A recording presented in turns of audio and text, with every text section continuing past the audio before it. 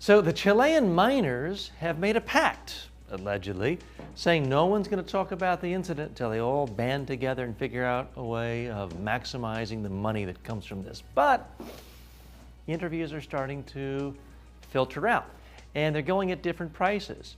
Some allegedly are selling their interviews for $4,000, some for $1,000, some for $500, some as low as $40. Now, from the miners' standpoint, this is crazy.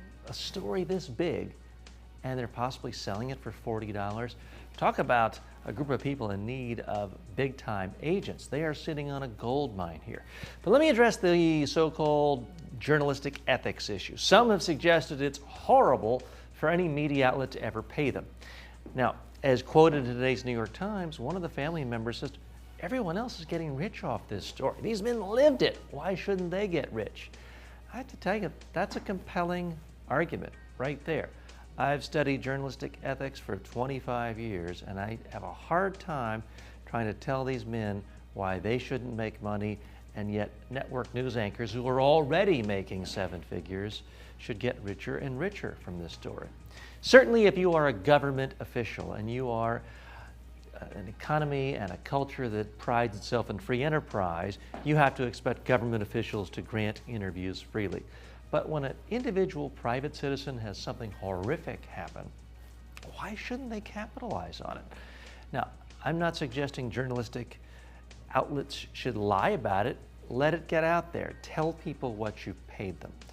But I, for one, think these purists who suggest that, oh, it's always awful to pay people, you're living in the past.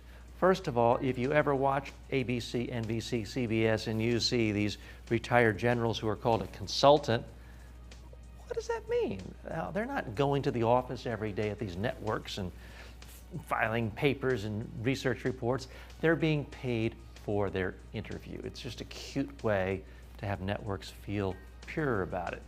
So there's nothing new about this. It's just, from my perspective, a class thing. If some retired CEO or government official wants to get paid for an interview, we call it consultancy. Some poor guy has something horrible happen to him, suddenly that's a violation of ethical principles? No, that's too cute. I hope the miners do make money on this. I hope they make a lot of money.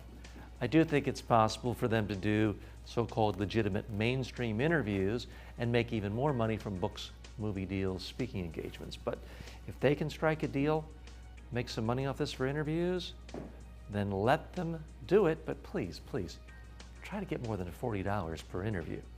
I'm TJ Walker.